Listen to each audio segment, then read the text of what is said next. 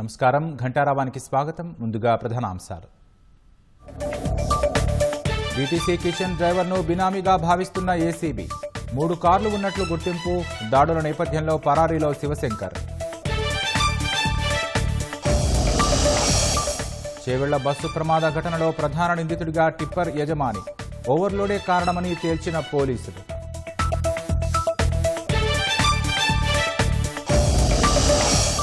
మేడారంలో పగిడిద్దరాజు గోవిందరాజు గద్దెల పునఃప్రతిష్ఠ. నేడు భక్తులకు దర్శనాలు రద్దు.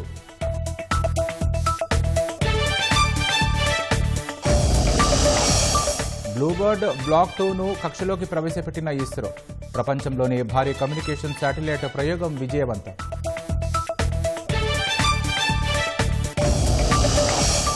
బంగ్లాదేశ్లో హిందూ వ్యక్తిపై హత్య నేపథ్యంలో ప్రభుత్వం దిద్దుబాటు చర్యలు. మృతుడి కుటుంబ బాధ్యత తీసుకుంటున్నామన్న విద్యాశాఖ సలహాదారు.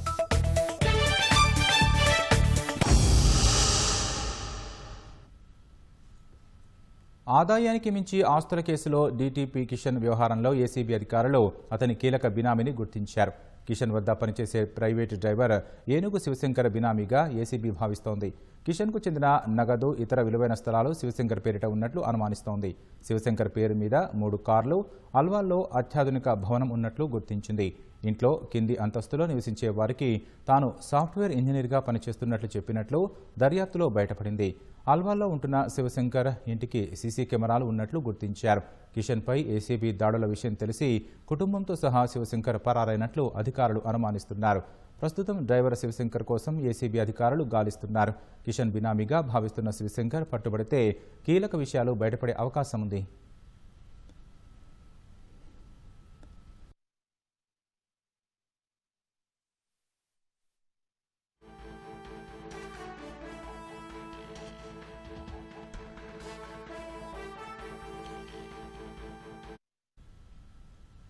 మేడారం పునర్నిర్మాణ పనుల్లో ఇవాళ కీలక ఘట్టం ఆవిష్కృతమైంది.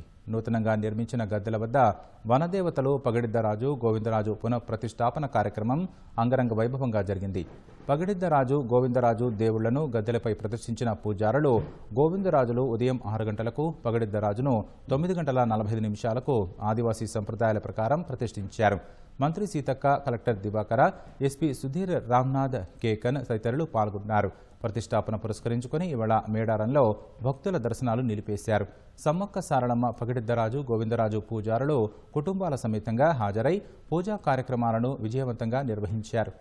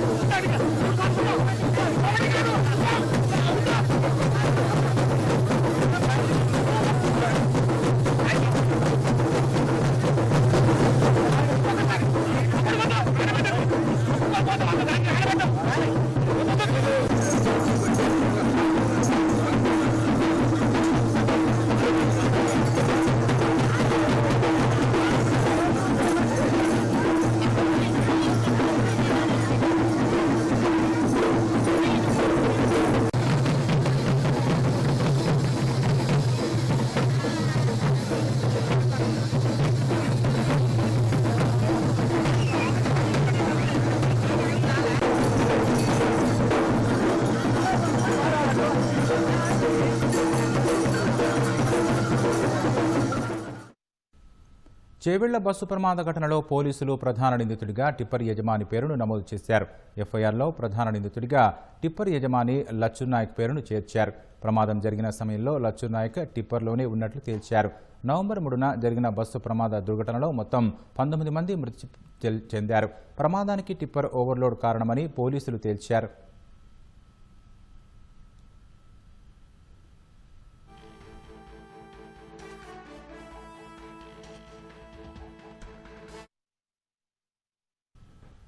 భారత అంతరిక్ష పరిశోధన సంస్థ ఇస్రో మరో ఘనత సాధించింది. వాణిజ్య ప్రయోగాల్లో కీలక మైలురాయిని అందుకుంది. శ్రీహరికోటలోని సతీష్ ధావన్ స్పేస్ సెంటర్ షార్ నుంచి చేపట్టిన బాహుబలి రాకెట్ LV-M3 M6 ప్రయోగం విజయవంతమైంది. ఈ ప్రయోగంతో అమెరికాకు చెందిన అధునాతన కమ్యూనికేషన్ ఉపగ్రహం బ్లూబర్డ్ బ్లాక్ 2ను ఇస్రో విజయవంతంగా కక్షలోకి ప్రవేశపెట్టింది. ఈ ప్రయోగం ఇచ్చిన విజయంతో గగన్యాన్ ప్రాజెక్టును మరింత ఉత్సాహంగా చేపడతామని ఇస్రో చైర్మన్ డాక్టర్ వి నారాయణన్ తెలిపారు.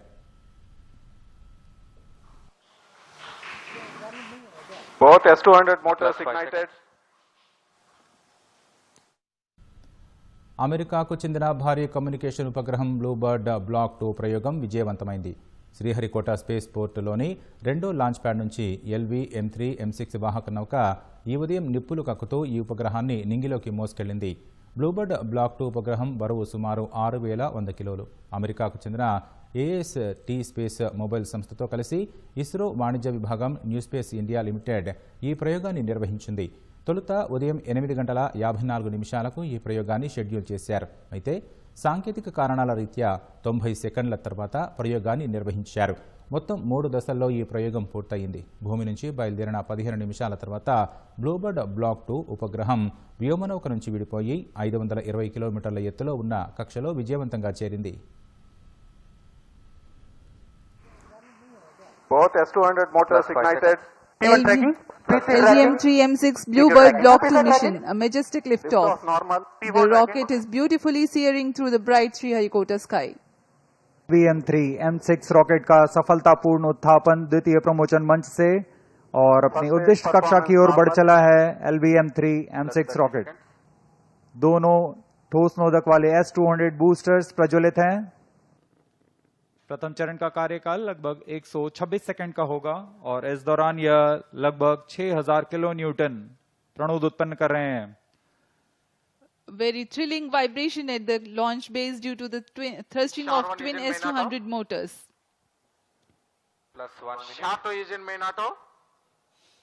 बहुत ही साफ नजारा देखने को मिल रहा है। यहाँ उपस्थित लोगों को बहुत ही रोमांच का अनुभव हो रहा होगा। बहुत दूर तक हम इस यान को देख पा रहे हैं और मुमकिन है कि प्रथम चरण का प्रतिकन भी देख सकेंगे। Each S-200 motors generates 5,952 kilonewtons. Burn duration for present mission. LV-M3 M6 rocket ప్రయోగం విజయవంతమైందని ఇస్రో చైర్మన్ డాక్టర్ వి నారాయణన్ తెలిపారు. LV-M ప్రయోగాల్లో 100% విజయాలు సాధించినట్లు ఈ సందర్భంగా చెప్పారు. అతి తక్కువ సమయంలో రాకెట్ రూపొందించి ప్రయోగం చేసినట్లు పేర్కొన్నారు. భారత భూమి నుంచి నింగికేసిన అతిపెద్ద రాకెట్ ఇదేనని తెలిపారు. ఈ ప్రయోగం ఇచ్చిన విజయంతో గగన్యాన్ ప్రాజెక్టును మరింత ఉత్సాహంగా చేపడతామన్నారు. ఇస్రోపై అమెరికా సంస్థ పెట్టుకున్న నమ్మకాన్ని నిలబెట్టామని ఇస్రో చైర్మన్ డాక్టర్ వి నారాయణన్ తెలిపారు. निदेशक द्वारा भी इसकी पुष्टि की गई। द्वितीय चरण को सफलतापूर्वक बनकर यान से पृथक कर दिया गया है तथा अंतिम चरण तृतीय चरण Thrust. 200 successfully and precisely injected the Bluebird Block 2 communication satellites in the intended orbits. This is our 104th launch from Sriharikota. Also, the 9th successful mission of LV-M3 launch vehicle demonstrating its 100% reliability. This is also the first time we have a back-to-back mission of LV-M3 within just 52 days. It's a great achievement and a great target achieved as per the vision of our Honorable Prime Minister of India. The heaviest satellite ever lifted from Indian soil using a Indian launcher. This mission, India has ఇవ్వబోయే గొప్ప కానుక అని department of homeland security DHS పేర్కొంది. ఇది ఎంతో వేగంతో కూడిన సులభతర ప్రక్రియ అని తెలిపింది. అందుకోసం customs and border protection CBP home app ను డౌన్లోడ్ చేసుకుని అందులో వివరాలు వెల్లడించాలని సూచించింది. మిగతా ప్రక్రియ మొత్తం తాము చూసుకుంటామని DHS తెలిపింది. స్వచ్ఛందంగా అమెరికాను వీడేవారిని నిర్బంధించబోమని, బలవంతంగా స్వదేశానికి తరలించే వారి జాబితా నుంచి తొలగిస్తామని పేర్కొంది. అంతేకాదు వారిపై విధించిన జరిమానాలను ఎత్తివేస్తామని DHS ప్రకటించింది. ఈ హాలిడే సీజన్ ఆఫర్ను ఉపయోగించుకోని వారికి అరెస్ట్, బహిష్కరణ మాత్రమే ప్రత్యామ్నాయమని హోంల్యాండ్ సెక్యూరిటీ కార్యదర్శి క్రిస్ట్ నియోమ్ హెచ్చరించారు. అలాంటి వారు అమెరికాను మళ్లీ ఎప్పుడూ తిరిగి చూడలేరని స్పష్టం చేశారు. DHS ప్రకారం దాదాపు 19 లక్షల మంది అక్రమ వలసదారులు స్వచ్ఛందంగా అమెరికాను వీడగా వారిలో 10,000 మంది జనవరి నుంచి CBP హోమ్ యాప్ను వినియోగించుకున్నారు. H-1B వీసాల జారీ ప్రక్రియలో కీలక మార్పు చేపట్టేందుకు అమెరికా సిద్ధమైంది. ప్రస్తుతమున్న ర్యాండమ్ లాటరీ విధానానికి స్వస్తి పలికి అధిక నైపుణ్యాలు, ఎక్కువ వేతనాలు అందుకుంటున్న వ్యక్తులకు ఆ వీసాల జారీలో ప్రాధాన్యమిచ్చే సరికొత్త వ్యవస్థను దాని స్థానంలో ప్రవేశపెట్టాలని నిర్ణయించింది. Department of homeland security DHS మంగళవారం ఓ ప్రకటనలో విషయాన్ని వెల్లడించింది. ఈ కొత్త పద్ధతికి సంబంధించిన నిబంధన వచ్చే ఏడాది ఫిబ్రవరి 27 నుంచి అమల్లోకి వస్తుందని తెలిపింది. 2027 ఆర్థిక ఏడాది H-1B క్యాప్ రిజిస్ట్రేషన్ సీజన్కు కూడా ఇదే వర్తిస్తుందని DHS వెల్లడించింది. అమెరికా కార్మికుల ఉద్యోగ అవకాశాలతో పాటు పని పరిస్థితులు, వేతనాలను పరిరక్షించేందుకే నూతన నిబంధనను అమల్లోకి తీసుకొస్తున్నట్లు పేర్కొంది.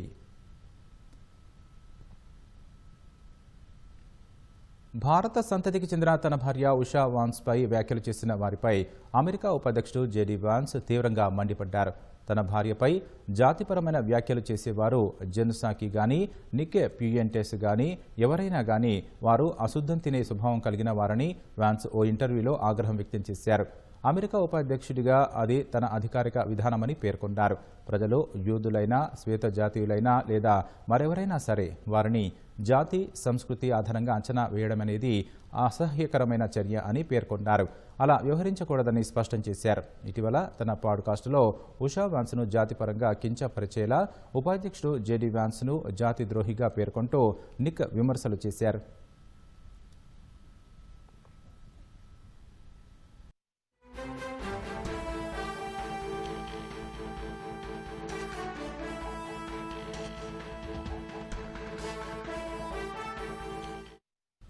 తాజా అంశాన్ని చూస్తున్న మహబూబాబాద్ జిల్లా కేసముద్రం మండలం బోడమంచి తండాలో ఉద్రిక్తత నెలకొంది. తండావాసులు, పోలీసుల మధ్య తోపులాట జరిగింది. ఈ క్రమంలో 2 పోలీసులకు గాయాలయ్యాయి. ఇక పూర్తి వివరాలు మా ప్రతినిధి రవిచంద్రన్ అడుగు తెలుసుకుందాం. రవిచంద్ర, చెప్పండి, ఉద్రిక్తతకు కారణాలేంటి? ప్రస్తుతం పరిస్థితి ఎలా ఉంది? ప్రస్తుతం పరిస్థితి అయితే కాస్త అదుపులోనే ఉంది. అయితే ఇంకా ఉదయం పూట కొద్దిసేపటి ప్రస్తుతం ఉద్రిక్తత కొనసాగింది. ఏదైతే కేసముద్రం మండలం బోడమంచ తండాలో నిన్న జరిగిన హత్యకు ప్రతీకారంగా ఈ అనుమానితుల్ని కఠినంగా శిక్షించాలని చెప్పి కోరుతూ స్థానికులు అలాగే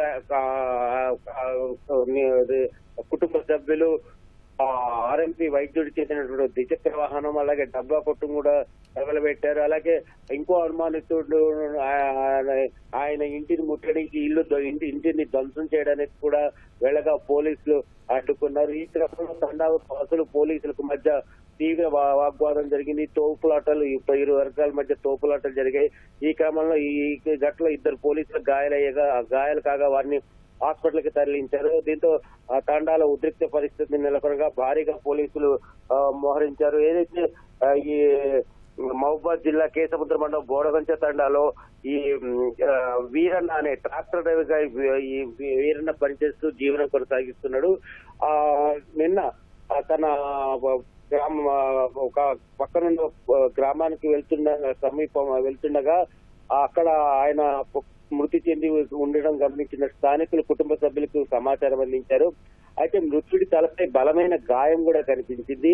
అంటే వీరన్నను గుర్తు తెలియని వ్యక్తులు హత్య చేసి అది రోడ్డు ప్రమాదంలో చనిపోయినట్లుగా చూపిస్తున్నారంటూ బంధువులు, కుటుంబ సభ్యులు ఆరోపిస్తున్నారు.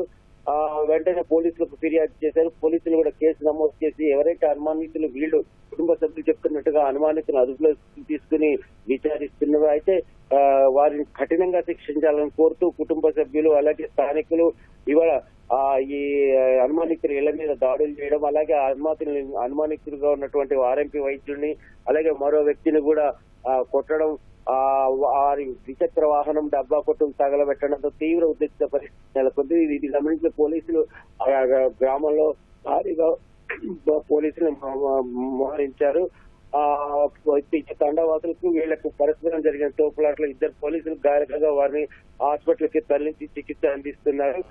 ప్రస్తుతం అయితే పరిస్థితి ఉదయంతో పోలిస్తే కొంత అదుపులోకి వచ్చింది. అయితే పోలీసులు మాత్రం ఇంకా భారీగానే అక్కడ మోహరించి ఉన్నారు. ఎవరైతే నిందితులను పూర్తిగా విచారించి వారిని శిక్షిస్తామని పోలీసులు చెప్తుండగా వెంటనే వారిని హత్య కారణం వారే అని చెప్పేసి వారిని కఠినంగా శిక్షించాలి, ఇటుని కఠినంగా శిక్షించాలని ఇటు కుటుంబ సభ్యులకు డిమాండ్ చేస్తున్నారు. రాకేష్, ధన్యవాదాలు రవిచంద్ర.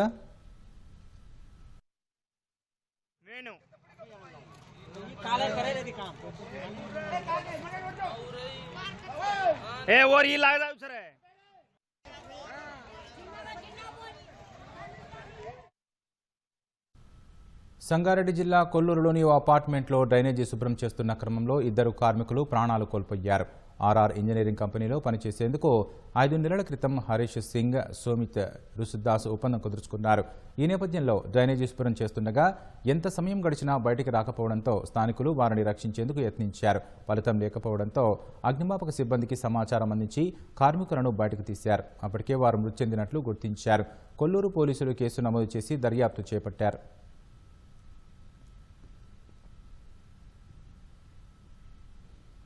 హైదరాబాద్లోని కూకట్పల్లి, మూసాపేట సర్కిళ్ల పరిధిలో వీధి దీపాలు నిర్వహణ పూర్తిగా లోపించిందని స్థానికులు వాపోతున్నారు. విద్యుత్ శాఖ అధికారులకు సమాచారం అందించినా ఎలాంటి స్పందన లేదని ఆందోళన వ్యక్తం చేస్తున్నారు. నిత్యం 100కు పైగా ఫిర్యాదులు వెల్లువెత్తుతున్నా లైన్మెన్లు సమస్యలను పరిష్కరించడం లేదని కాలనీ వాసులు వివరించారు. మరోవైపు వీధి దీపాలు లేకపోవడంతో హాస్టల్స్ విద్యార్థులు రాత్రి సమయాల్లో బయట తిరుగుతున్నారని, దీంతో స్థానికులు ఇబ్బందులు పడుతున్నారని నిర్వాసితులు తెలిపారు.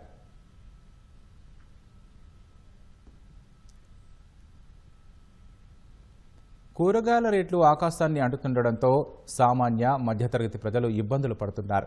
చలి తీవ్రతకు దిగుబడులు తగ్గడంతో పాటు వివిధ కారణాల రీత్యా ధరలు భగ్గుమంటున్నాయి. గతంతో 30-40 రూపాయలున్న కిలో కూరగాయలు ఇప్పుడు 60 నుంచి 80కి చేరాయని గృహిణులు ఆవేదన వ్యక్తం చేస్తున్నారు. చలి తీవ్రత ఇలాగే కొనసాగితే ధరలు మరో 20% వరకు పెరిగే అవకాశం ఉందని మార్కెట్ వర్గాలు అంచనా వేస్తున్నాయి. ప్రభుత్వం జోక్యం చేసుకుని ధరలు స్థిరీకరించే ప్రయత్నం చేయాలని వినియోగదారులు కోరుతున్నారు. ఎర్రగడ్డ రైతు బజార్ నుంచి మా ప్రతినిధి సూరిబాబు మరింత సమాచారం అందిస్తారు. కూరగాయల ధరలు గతంతో పోల్చుకుంటే ఇప్పుడు ఎక్కువగా ఉన్నట్లు పలు నివేదికలు చెబుతున్నాయి. అయితే ప్రధానంగా చలి కారణంగానే కూరగాయల ఉత్పత్తులు తగ్గడంతోనే ధరలు పెరిగినట్లు కూడా తెలుస్తుంది. ఇది సామాన్య మధ్యతరగతి కుటుంబాలకు తీవ్ర నష్టాన్ని మిగులుస్తుందని తెలుస్తూ ఉంది. అయితే కూరగాయలు ఈ నిత్యావసర ధరలు ఎలా ఉన్నాయి అనే విషయాలను ఇటు అమ్మకందారులు అలాగే ఇటు కొనుగోలుదారులు అయితే ఇక్కడికి వస్తున్నటువంటి మహిళలు వాళ్ళ మాటల్లోనే ఈ ధరల విషయాన్ని ఇప్పుడు తెలుసుకుందాం. అమ్మా, ఇప్పుడు మీరే కూరగాయలు పండించి ఇక్కడ అమ్ముతారా, లేకపోతే ఎక్కడైనా కొనే మీరు ఇక్కడ తెచ్చి అమ్ముతారా, అది చెప్పండి. మేమే సొంత రైతులు, మేము పండించే తీసుకొస్తాం. రోజు ఎక్కువ వెళ్తే రోజు వస్తాం, లేదంటే పొద్దున్న 6 గంటలకు వచ్చి సాయంత్రం దాకా అమ్ముకొని మళ్ళీ నైట్ ఇంటికి వెళ్ళిపోతాం. గత వారం రోజులతో పోల్చుకుంటే ఇప్పుడు ఎలా ఉంది మార్కెట్? కొనడానికి వస్తుందా, కొంత తగ్గిందని చెప్పుకోవచ్చు. కొనడానికి అప్పుడే ఎలా ఉండేది, ఇప్పుడు ఎలా ఉంది? ఇప్పుడు కొంచెం తగ్గింది, అప్పుడు జర పర్వాలేదు కానీ ఇప్పుడే తగ్గింది. మంది జనాలు బాగా వస్తలేరు. ఈ మీరు పండించే పంటలకు సంబంధించి రేట్లు ఒకేలా ఉంటాయి, రేట్లు పెరగడం తరగడం అలా జరుగుతుంటుందా? రేట్లు పెరుగుతాయి తగ్గుతాయి. ఇక కాకపోతే రేటు తక్కువ ఉన్నప్పుడు జర ఇబ్బంది అవుతుంది, రేటు ఉన్నప్పుడు జర వస్తాయి అనుకో. రేట్ తక్కువ ఉన్నా కానీ జర మాకు ఇక్కడికి వస్తే కొంచెం పైసలు వస్తాయి అనుకో. మార్కెట్ వేస్తే ఇక ఆయనతో కూడా రావు, మాకు ఇక్కడికి వస్తాం కాబట్టి జర కొంచెం పర్వాలేదు. ఇక ఆలుగడ్డ అమ్ముతున్నా, అది చిట్కాని అమ్ముతున్నా. ఇంక ఎరాగున్నా వాడ పొద్దుగల పోసినాము, ఇంకా ఇది వరకు గిరాకీ అవుతలేదు. ఒక్కొక్కటి ఎంత అమ్ముతున్నాం? 50కి 3. ఆలుగడ్డ 30 రూపాయలకు కిలో అంటే తీసుకుంటలేరు, 20 రూపాయలకు కిలో అమ్ముతున్నాం. ఏం లేదు, ఏమి వెళ్తలేవు. మాలే అందులో పెట్టుబడులే వెళ్తలేవు. ఇప్పుడు 1,00,000 రూపాయల పెట్టుబడి అయింది ఆలుగడ్డకు. ఇది వరకు 1,00,000 వెళ్ళకనే పాయ.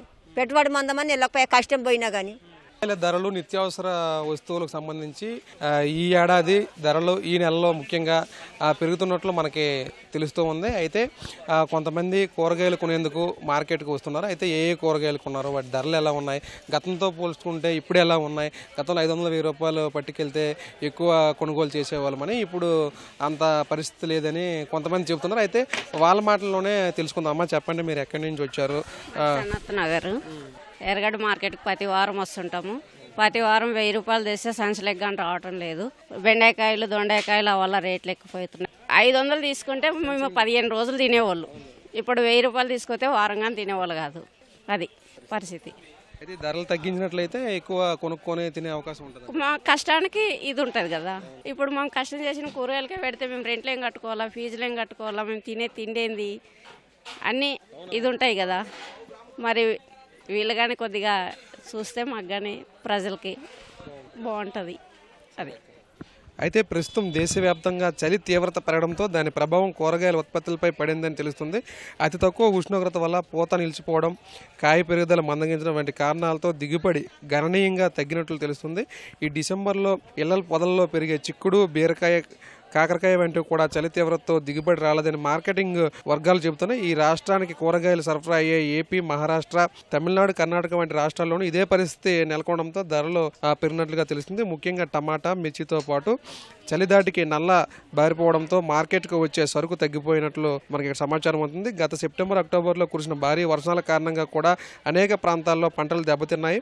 దీంతో రైతులు రెండో విడత సాగు చేయడానికి వెనుకడుగు వేశారు. ఫలితంగానే మార్కెట్లో డిమాండ్కు తగ్గ సరఫరా లేక ధరలు పైకి వెళ్తున్నట్లుగా మనకి తెలుస్తూ ఉంది. తెలంగాణలో కూరగాయల సాగు విస్తీర్ణం కూడా 20-30% తగ్గడంతో ఉత్పత్తి క్షీణించింది. మరోవైపు కోడిగుడ్లకు సంబంధించి కూడా ఆహారపరమైన కోడిగుడ్డు ధర కూడా చుక్కలను తాగుతుంది. రిటైల్ మార్కెట్లో ఒక్కొక్క కోడిగుడ్డు ధర 8 రూపాయలుగా ఉన్నట్లు తెలుస్తుంది.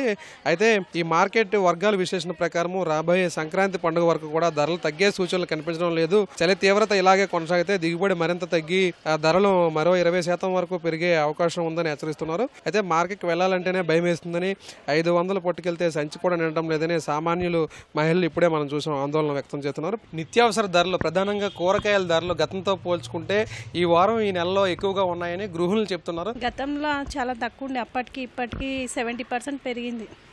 అప్పుడు 30 రూపీస్ కేజీ అలా వస్తుండే, ఇప్పుడు 80 రూపీస్ కేజీ. ఏది ఉన్నా 80 పైనే ఉంటుందండి ప్రతిదీ. బీరకాయలు కానీ, దొండకాయలు కానీ, ఈవెన్ ఎగ్స్ దగ్గర నుండి ఎగ్స్ కూడా చాలా రేట్లు పెరిగిపోయినాయి. 8 రూపాయల దాకా వస్తుంది రేటు. ప్రతిదీ ఇలా రేట్లు పెరిగితే మాలాంటి సామాన్యులకి కష్టం అవుతుంది కదా. మామగారు, కూరగాయల రేట్లు ఇప్పుడు ఎలా ఉన్నాయి, ఎలాంటి ఇబ్బందులు ఎదుర్కొంటున్నారు? ఎవరికి తక్కువ ఉండే ఇప్పుడు రేటు పెంచారు, రేట్లు బాగా పెంచారు. కూరగుడ్లకు కానీ దేనికైనా, కూరగాయలకి, ఇంటి అద్దె కట్టాలన్నా, పిల్లగాళ్ళ చదువు కావాలన్నా ఏదైనా ఇబ్బంది అవుతుంది ఉన్నవాళ్ళకి. గతంతో పోల్చుకుంటే ఇప్పుడు ధరలు చాలా పెరిగిపోయాయి. కూరగాయలు కానీ, నిత్యావసర సరుకులు కానీ, ఏవైనా కానీ చాలా రేట్లు పెంచారు. ఇలా ధరలు పెంచుకుంటూ పోతే సామాన్యులు బతకడం చాలా కష్టంగా ఉంది. ఆపౌటక చేసుకునే వాళ్ళు తినాలంటే చాలా కష్టంగా ఉంది. గవర్నమెంట్ ఏదైనా మా గురించి ఆలోచించి ధరలు తగ్గిస్తే బాగుంటుందని అనుకుంటున్నాము. గుడ్లు కూడా లాస్ట్ టైము 5-5.5కు వచ్చేది, ఇప్పుడు 8 రూపాయలు అయిపోయింది.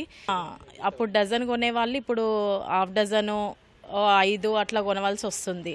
కనీసం ప్రోటీన్ కోసమైనా గుడ్డు తినాలని అనుకునే వాళ్ళు ఇది కూడా ధర పెరిగి అది కూడా అందనంత ఆకాశంలో వెళ్తుంది. కూరగాయల ధరలు దాదాపుగా అన్నీ కూడా గత వారంతో పోలిస్తే ఈ వారం ధరలు పెరిగినట్లు ఇటు వినియోగదారులు అలాగే అమ్మకందారులు కూడా చెప్తున్నారు. ధరలు స్టేబుల్గా ఉన్నట్లయితే తమకు అలాగే కొనుగోలుదారులు కూడా ఎక్కువ కొనుగోలు చేసి లాభం చేకూరుతుందని ఇటు అమ్మకందారులు చెప్తున్నారు. గతంలో 500 రూపాయలు తెచ్చినట్లయితే సంచుడి సామాన్లు పట్టుకెళ్లే వాళ్ళమని ఇప్పుడు ఆ పరిస్థితి లేదని ఇటు కొనుగోలుదారులు అలాగే మహిళలు కూడా ఆవేదన వ్యక్తం చేస్తున్నారు. అలాగే ప్రభుత్వం జోక్యం చేసుకుని ధరలు అదుపు చేసినట్లయితే బాగుంటుందని ఇటు కొనుగోలుదారులు ప్రభుత్వానికి సూచిస్తున్నారు. వీడియో జర్నలిస్ట్ అశోక్తో సూరిబాబు, ఈటీవీ న్యూస్, హైదరాబాద్ నుంచి. ప్రఖ్యాత వైద్య నిపుణుడు డాక్టర్ రఘురాంకు అరుదైన గౌరవం దక్కింది. యూకేకి చెందిన royal college of physicians and surgeons of Glasgow apex కౌన్సిల్కు ఎన్నికయ్యారు. ఇది యూకే వెలుపల ప్రాక్టీస్ చేస్తున్న సర్జన్కు కేటాయించే ఏకైక స్థానం కాగా అందుకు డాక్టర్ రఘురాం ఎంపికయ్యారు. గ్లాస్గో ఆర్సీపీఎస్ అపెక్స్ కౌన్సిల్కు డాక్టర్ రఘురాం ఎన్నికవ్వడంపై మంగళూరులోని కస్తూర్బా మెడికల్ కళాశాల హర్షం వ్యక్తం చేసింది. తమ పూర్వ విద్యార్థికి ఈ గౌరవం దక్కడం తమ సంస్థకు గర్వకారణమని ఎక్స్ వేదికగా పోస్టు చేసింది. గ్లాస్గో ఆర్సీపీఎస్ చరిత్రలో గత 425 ఏళ్లలో భారత్కు చెందిన సర్జన్ అపెక్స్ కౌన్సిల్కు ఎన్నికవడం తొలిసారని డాక్టర్ రఘురాం తెలిపారు. మంగళూరు కేఎంసీలో తనకు విద్య నేర్పిన గురువులకు కృతజ్ఞతలు తెలిపారు. ఈ మేరకు ఎక్స్ మాధ్యమంలో పోస్టు చేసిన రఘురాం చివరిలో ఆచార్య దేవోభవ అని పేర్కొన్నారు.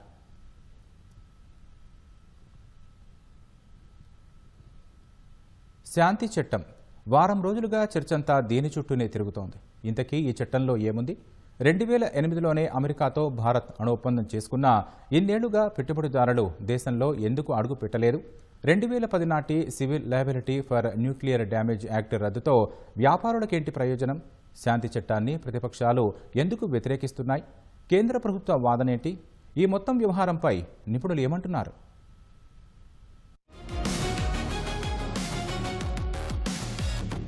అణు రంగంలో ప్రైవేటు పెట్టుబడులను ప్రోత్సహించేందుకు కేంద్ర ప్రభుత్వం తీసుకొచ్చిన sustainable harnessing and advancement of nuclear energy for transforming India Shanti bill రాష్ట్రపతి ద్రౌపది ముర్ము ఆమోదముద్రతో చట్టంగా మారింది. పౌర అణు రంగానికి సంబంధించిన అన్ని చట్టాలను ఇది భర్తీ చేస్తుంది. ప్రైవేటు భాగస్వామ్యాన్ని ప్రోత్సహిస్తుంది. కొత్త చట్టం రాకతో the atomic energy act 1962, civil liability for nuclear damage act 2010 రద్దయ్యాయి. Sustainable and advancement of nuclear energy to transform India 2025 be passed. Motion moved that the bill be passed. The question is that the bill be passed. Those in favor will please say aye. Aye. Those against will please say no. No. I think the ayes have it. The ayes have it. The ayes have it.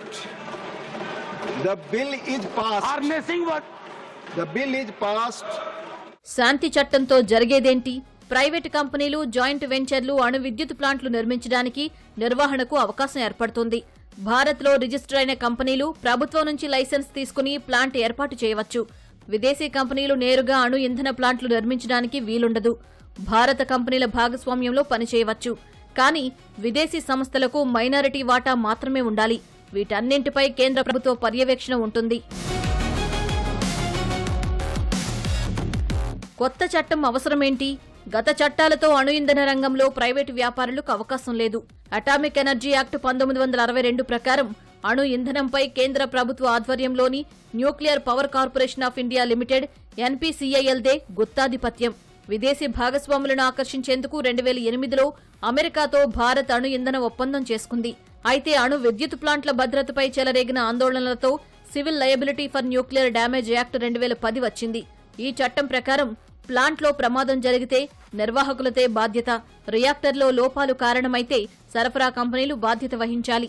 కానీ బాధ్యత తీసుకునేందుకు private కంపెనీలు సిద్ధంగా లేవు.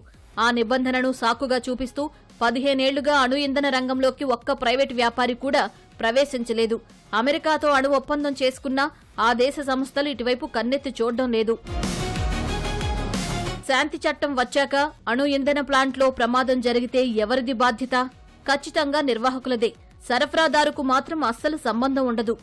నిర్వాహకులు కూడా 3,000 కోట్ల వరకు నష్టానికే బాధ్యత వహిస్తారు.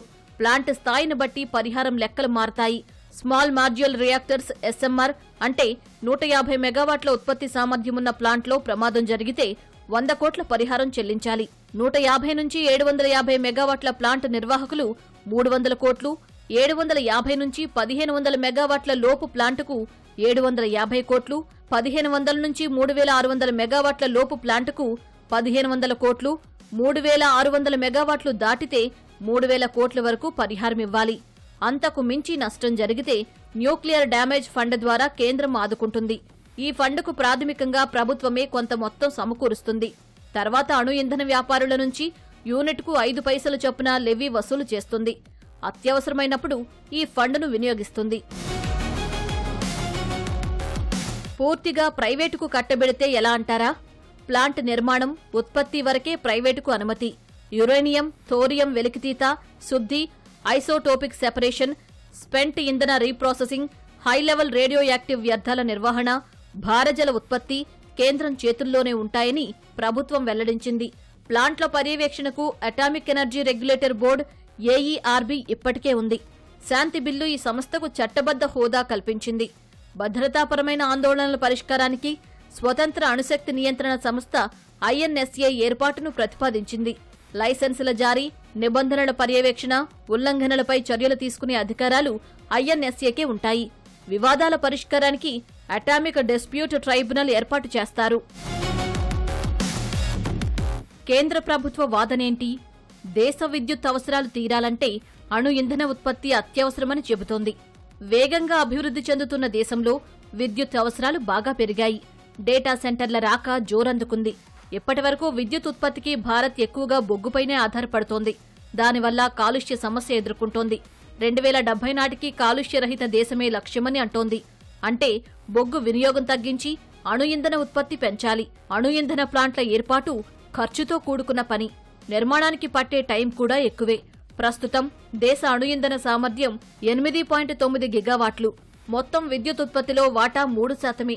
2047 నాటికి 100 గిగావాట్ల ఉత్పత్తి లక్ష్యంతో ప్రైవేటు భాగస్వామ్యానికి తెరతీసింది. కేంద్ర ప్రభుత్వ నిర్ణయాన్ని ప్రధాని మోదీ సమర్థించుకున్నారు. నవీన ఆవిష్కరణలు, పెట్టుబడులను ఆహ్వానించినప్పుడే దేశం అభివృద్ధి చెందుతుందని అన్నారు. యువతకు ఉపాధి అవకాశాలు పెరుగుతాయని గుర్తు చేశారు. నూతన చట్టంపై ప్రతిపక్షాల అభ్యంతరాలేంటి? ఈ చట్టంతో నిర్వాహకులకు పరిమిత బాధ్యతే ఉంటుందని అంటున్నాయి. పెద్ద ప్రమాదాలు జరిగితే పరిస్థితి ఏంటని కమ్యూనిస్టు పార్టీలు ప్రశ్నిస్తున్నాయి. జపాన్లోని ఫుకుషిమా అణు ప్రమాద తీవ్రతను గుర్తు చేస్తున్నాయి. సరఫరాదారులకు బాధ్యత లేదనడం అత్యంత దారుణమని విమర్శిస్తున్నాయి.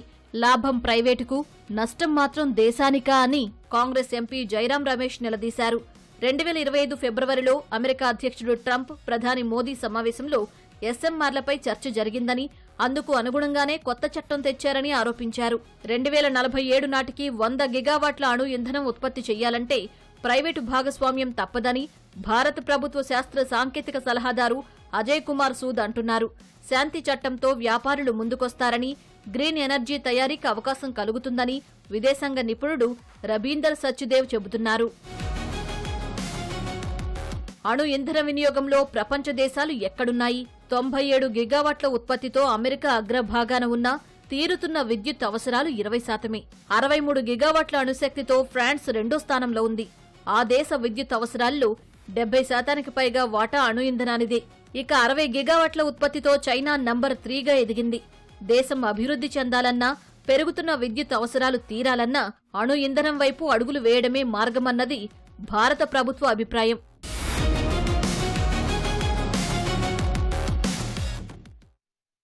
మెదక్ జిల్లా నర్సాపూర్లో మాజీ మంత్రి హరీష్ రావు మాట్లాడుతున్నారు. ప్రత్యక్ష ప్రసారం ద్వారా చూద్దాం.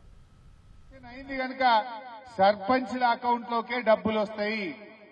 అండ్ ఇంకో ముఖ్యమైన విషయం, సునీతా లక్ష్మారెడ్డి గారికో నాకో చెక్ పవర్ ఉండదు. ముఖ్యమంత్రి రేవంత్ కు చెక్ పవర్ ఉండదు. ప్రధానమంత్రికి ఉండదు. చెక్ పవర్ ఉండేది భారత రాష్ట్రపతికే ఉంటది, మా సర్పంచ్లకే ఉంటది. అందువల్ల మీరు ఎవరికి భయపడాల్సిన అవసరం లేదు. ఆనాడు కేసీఆర్ ఉండగా ప్రతి ఊరికి పంచాయత్ సెక్రటరీని పెట్టిండు. మీరు మీ సెక్రటరీ కలిసి మంచిగా పనిచేయొచ్చు. అందువల్ల డబ్బులు రావా వస్తాయా అని వెనక ముందు కాకుండా మీరు చాలా మాటలు ఇచ్చి ఉంటారు, నాకు తెలుసు. ఒక దోసాలైతే మళ్ళా కేసీఆర్ ముఖ్యమంత్రి అవుతాడు, బీఆర్ఎస్ గవర్నమెంట్ వస్తుంది. ఇప్పుడు వచ్చే పైసలు డైరెక్ట్ మీ అకౌంట్ లో పడతాయి. దాంతో ఏమేం చేయగలుగుతారో చేయండి. మంచిగా మోరీలు సాఫ్ ఉండాలి, రాత్రిపూట చీకటి లేకుండా బుగ్గలు వేయాలి, మంచినీళ్లు ప్రతి ఇంటికి పొద్దున్నే రావాలి.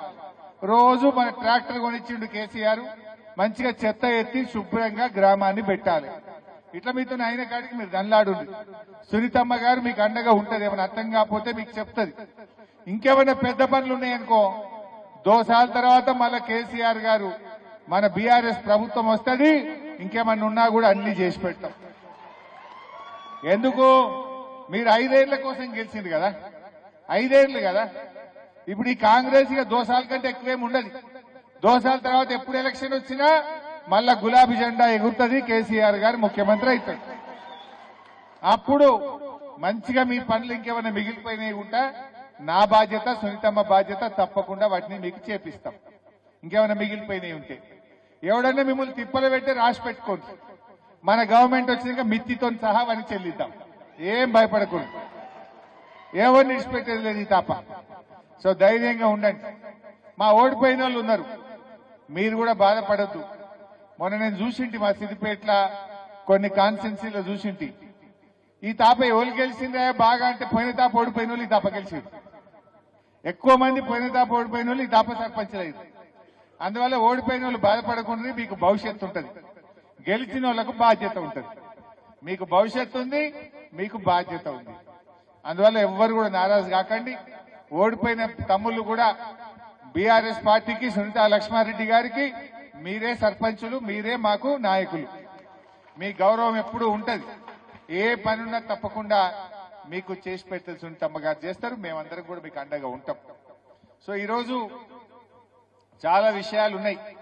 కాంగ్రెస్ ప్రభుత్వం వచ్చినాక ఏది కూడా సరిగా జరుగుతున్న పరిస్థితి లేదు. ఏం జరుగుతుంది మీకు తెలుసు కదా. ఏది చూసినా సగం సగం ఆగమాగం. ఇప్పుడు మొన్నటిదాకా రైతు బంధు 15,000 ఇస్తా అన్నాడు, ఇచ్చిండా?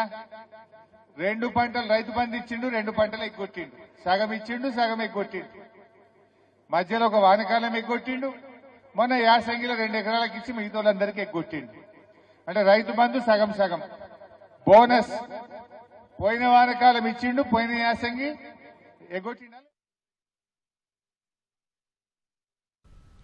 కరీంనగర్లో కేంద్ర మంత్రి బండి సంజయ్ మాట్లాడుతున్నారు. ప్రత్యక్ష ప్రసారం ద్వారా చూద్దాం. ఈ గ్రామ సర్పంచ్ చూసి పక్క గ్రామంలో చర్చ జరగాలి. అరే ఫలానా గ్రామ సర్పంచ్ ఎంత మంచోడా, మన సర్పంచ్ కూడా ఏం చేయడా, వేస్టే అని నవ్వడే నవ్వడు. ఎప్పుడు అహంకారమే. కానీ పక్క ఊరు సర్పంచ్ ఎంత మంచోడా అంటారు. మన 7 కొండల వాడు 2 కొండల నుంచి 7 కొండల వెంకటేశ్వర స్వామి 7 కొండలు వ్యాపించి ప్రపంచ వ్యాప్తంగా వ్యాపించాడు. మీ సర్పంచ్కి అనేది మీ మంచితనము, మీకు ఒక రెస్పెక్ట్ అన్నది, మీ మంచి ఆలోచన అనేది మీ గ్రామానికే పరిమితం కాదు, చుట్టుపక్కల గ్రామాలకు వ్యాపించాలి. మన మంచితనం గురించి, మన గొప్పతనం గురించి. దీనికోసమని కష్టపడి పనిచేయాలి, ప్రజలకు సేవ చేయాలి. కానీ మళ్ళీ చెప్తున్నా, అహంకారం తీసేయండి, అందరితో కలిసిమెలిసి ఉండండి. దాంతోపాటు ఎక్కడ హామీలు ఇవ్వద్దు.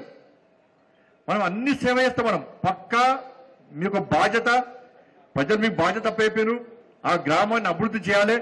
కొంతమంది కావాలని ఏం చేస్తారంటే మీతో హామీలు ఇప్పించే ప్రయత్నం చేస్తారు. మీ గ్రామంలో ఆదాయం 1000 రూపాయలు ఉంటే మీతో ₹1,00,000 ప్రామిస్ చేస్తారు. ఎక్కడి చేస్తారు మీరు? ఇది ఒక ప్లాన్ ప్రకారం మిమ్మల్ని ఇబ్బంది పెట్టే ప్రయత్నం చేస్తారు. కాబట్టి ఫస్ట్ లోకల్ చిన్న చిన్న సమస్యలు మీరు పరిష్కరించాలి, ప్రజలకు ఇబ్బందుల సమస్యలు పరిష్కరించాలి. దీని మీద దృష్టి కేంద్రీకరించాలి. అభివృద్ధి చేసేది మనం మాత్రమే అభివృద్ధి చేస్తాం, రాసిపెట్టుకోండి. మీరు సర్పంచ్ బాధ్యత స్వీకరించారు కదా, అందరు స్వీకరించారు కదా, ఉప సర్పంచ్ స్వీకరించారు కదా, వార్డు వారు స్వీకరించారు కదా. మీ గ్రామంలో నేను బాధ్యత స్వీకరించాక మీ దగ్గర ఆఫీసర్తో మాట్లాడతారు. మీరు అందరు మాట్లాడిననుకుంటా, అక్కడ విలేజ్ సెక్రటరీతోని అందరితో మాట్లాడిననుకుంటా. ఈ 2 సంవత్సరాల ఒక్క పైసా మీ గ్రామానికి వచ్చిందా? రాష్ట్ర ప్రభుత్వం ఇచ్చిందా?